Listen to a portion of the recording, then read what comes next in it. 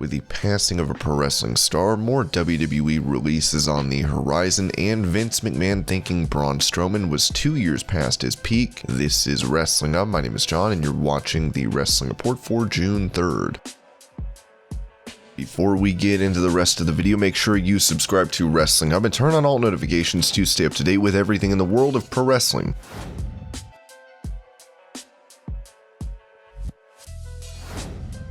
Former commentator for WWE, Tom Phillips, was recently released by the company. Another play-by-play guy released was Adnan Virk, with him only serving in that role for about 7 weeks. Phillips spoke with Sports Media Podcast on his thoughts regarding Virk's involvement with the company. I can honestly say I was surprised. Virk was somebody that I had known, not to date him in any way, but he had a run on SportsCenter when I was in college, and then just right out of college, so I watched him for years. So when I hear, hey, Adnan Virk's coming in to be lead announcer for Monday Night Raw, I was like, whoa, that is a shift. At the same time, I was like, man, I have all the respect in the world for this guy's ability. In terms of what the job for Raw and SmackDown requires, what everybody refers to commonly in play-by-play as traffic, getting from graphics to B-roll to an interview, etc., I was like, well, this guy did SportsCenter, which is just one-way traffic, and then he did college football halftime shows, so it's like, yeah, this guy's probably got the skill set to do this. So I was definitely surprised to be released, but at the same time, to hear the name of somebody like Adnan Virk, I was like, okay, I get it. Virk has now been replaced by former MMA commentator Jimmy Smith, with him getting a very positive reception for his play-by-play debut on Raw.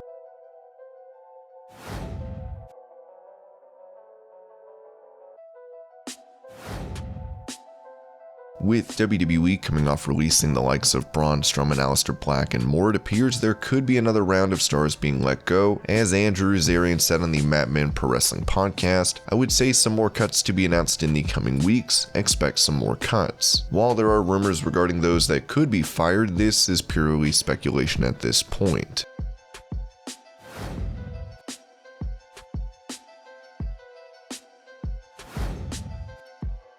Staying on the topic of those previous cuts, Dave Meltzer revealed superstars in WWE were informed of those cuts ahead of time, saying, you know what's interesting is usually when they cut people. But you know, this time they sent a text message to all the talent informing them of these cuts. No, not the release talent. There was a mass text from John Laurinaitis informing them of these 6 people, which they've never done before. As far as I know, that's never been done before. Of course, those 6 turned out to be Strowman, Aleister, Lana, Ruby Riott, Buddy Murphy, and Santana Garrett, with them joining over 80 former workers that have been cut from WWE in the last month.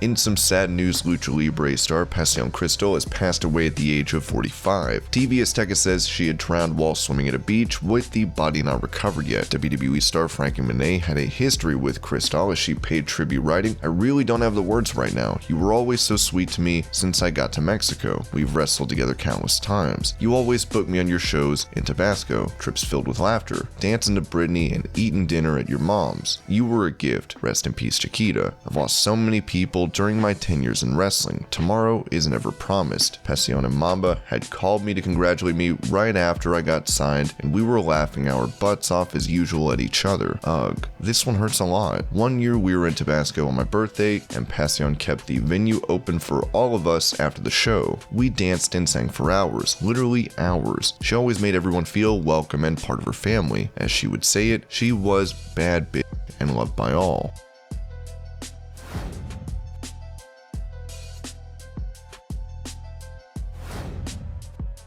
When it comes to the release of Braun Strowman, Dave Meltzer talked about issues with his WWE contract, saying, I think a lot of things hurt Strowman, like his salary. I mean, it's one thing if you're paying $250,000 for a salary for someone you do very little with. You can always have him run around and do 24/7 gimmick, right? But you can't really have Strowman in that thing, so you can't do anything with him. He's got a huge paycheck, a big contract, one of the things he made a mistake on, and only the top guys can pull this off. But he was a top guy when he signed that contract. Do not assume that Vince loves you and he will always take care of you. I'm sure he thought that when he signed his contract. There are top guys. There aren't many of them, but there are top guys when they sign these multi-year contract for big money, they've been able to get no-cut deals. And a couple of people told me these top guys sign whatever, and Vince guarantees you 7 figures a year, but he can cut you anytime he wants. When you're a middle guy, you're not going to get away with that. When you're a top guy, you can get it, but you're going to have to push for it. It was expressed to me that he was 2 years past his peak, and he was getting a high salary, and that was the issue with him. With Mick Foley saying Strowman is a can't-miss signing for AEW, we'll have to see what is next for the monster among men.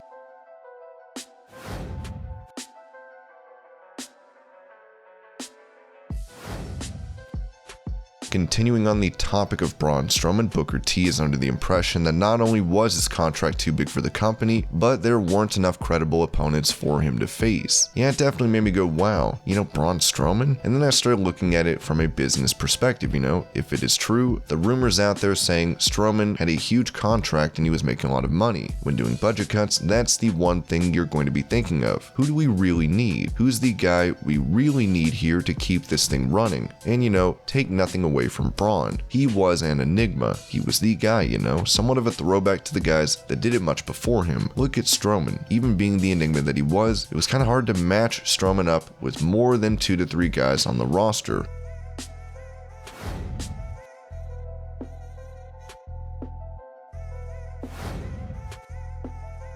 After being released from WWE, Aleister Black took to Twitch with his wife Zelina Vega to talk about Vince McMahon canceling the thought of him being the United States champion. As he said, there was a moment where I was supposed to win, I think it was the US title, but then Vince's consensus was, I don't want to have him win his first title in front of no audience. So there was always good stuff. There's a lot of good stories, a lot of almost happened moments, so I can't be negative. Despite looking to make a career resurgence on SmackDown, Black was unfortunately cut from the roster yesterday, as we hope to see him back in action soon.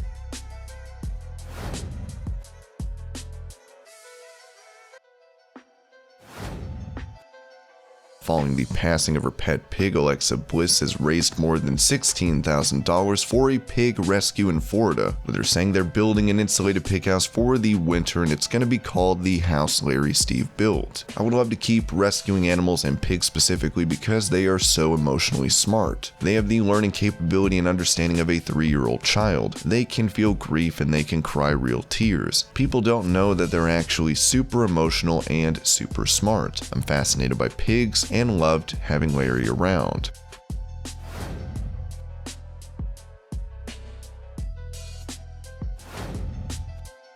Known as Raquel Diaz in WWE, Eddie Guerrero explained to Chris Van Vliet why she was not carrying on the legacy of her father, Eddie Guerrero, by name in WWE, saying, I remember being told, I'm not going to say by who, but if you sucked, then we can't drag your family's name in the mud. And I'm shocked. I understood that. Again, it's like they never said I had to be as good as my dad. There was always little things that which are hard to ignore. That was day one. Guerrero recently was in the news with her pulling out of all public appearances due to stress and anxiety.